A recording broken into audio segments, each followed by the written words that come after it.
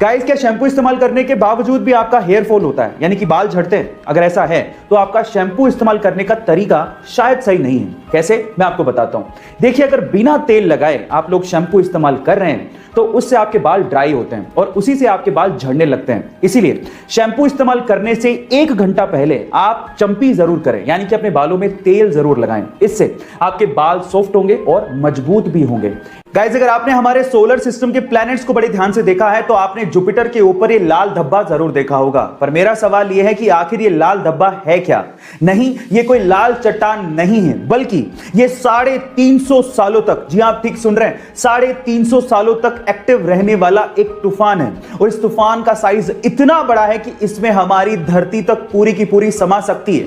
Guys, ये humans की जानकारी के हिसाब से अब तक का सबसे लंबा एक्टिव रहने वाला तूफान है। अर्थ पर 1994 में हैरिकेन जोन्स नामक एक तूफान आया था जो कि मात्र 31 दिनों तक ही एक्टिव था, जबकि ये तूफान 350 सालों से जुपिटर के ऊपर एक्टिव है। गाइस, आपको ये फैक्ट जान के कैसा लगा चैट सेक्शन में जरूर लिखिएगा। कार्तिक आर्यन अपनी नई कार लैम्बोर्गिनी उर्स को लेके चर्चा में है और उसकी 3 वजह है। सबसे पहली वजह है उस कार की कीमत। कार्तिक आर्यन ने लैम्बोर्गिनी उर्स के लिए लगभग 4.5 करोड़ रुपए चुकाए हैं। और गाइस, ये कार्तिक आर्यन की अब तक की सबसे महंगी कार परचेज है। दूसरी वजह है कि कार्तिक आर्यन को इस कार की डिलीवरी 3 महीने बाद मिलने वाली थी, जो कि कार्तिक आर्यन को मंजूर नहीं था। और सिर्फ इसी वजह से इटली से मुंबई तक ट्रांसपोर्ट करने के लिए कार्तिक आर्यन ने इस कार के लिए लगभग 50 लाख रुपए एक्स्ट्रा खर्च किए। और तीसरी वजह है कार को खरीदने के बाद उनके द्वारा डाला गया सोशल मीडिया पे कैप्शन। कार की डिलीवरी मिलने के बाद कार्तिक आर्यन ने सोशल मीडिया पे लिखा, ले ली, पर शायद मैं महंगी चीजों के लिए नहीं बनाऊं। गाइस, आपका इसके बारे में क्या ख्याल है चैट सेक्शन में जरूर लिखिएगा। मैक्सिको में एक बहुत ही रहस्यमयी जगह है जिसका नाम है द जोन ऑफ साइलेंस। अब क्या खास है इस जगह में, मैं आपको बताता हूं। यहां पर घड़ियों की सुइयां अचानक से रुक जाती हैं, रेडियो के सिग्नल काम करना बंद कर देते हैं, कंपास की सुई चारों तरफ घूमने लगती है और आपके मोबाइल के सिग्नल वो भी पूरी तरह से ठप पड़ जाते हैं, यानी कि पूरा का पूरा कम्युनिकेशन एकदम ठप।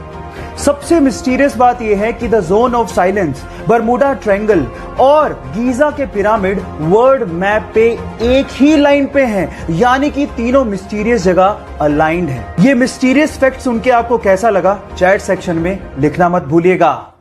अगर आपको भी ये लगता है कि ऑर्गेनिक फूड पेस्टिसाइड फ्री होते हैं और उसकी वजह से वो ज्यादा हेल्दी होते हैं और नॉर्मल फूड इतने ज्यादा हेल्दी नहीं होते as compare to organic food, तो आप लोग गलत सोचते हैं। मैं आपको आपकी जानकारी के लिए बता दूं कि नॉर्मल फूड और ऑर्गेनिक फूड दोनों में इक्वल अमाउंट ऑफ न्यूट्रिशंस होते हैं। जी हां, और दोनों में पेस्टिसाइड भी यूज होते हैं। तो दोनों में फर्क क्या है?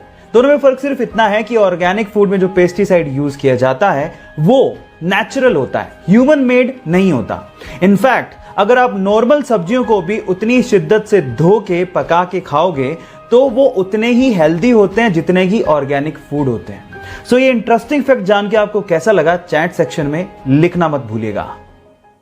आप लोगों ने लाइफ इंश्योरेंस, हेल्थ इंश्योरेंस और ऐसी बहुत सारी इंश्योरेंस पॉलिसीज के बारे में सुना होगा। जब आपको इन चीजों में नुकसान हो जाए तो आप कंपनी से क्लेम कर सकते हैं और वो आपको बदले में पैसा देती है। लेकिन क्या हो अगर कोई एलियन आपको नुकसान पहुंचा दे? क्या इसके लिए कोई इंश्योरेंस पॉलिसी के बारे में आपने कभी सुना है? शायद कभी नहीं सुना होगा।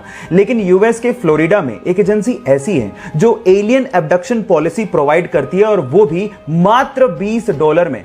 इसका मतलब यह है कि अगर कोई एलियन आपको किडनैप करके ले जाए तो आपकी लाइफ इंश्योर्ड होगी।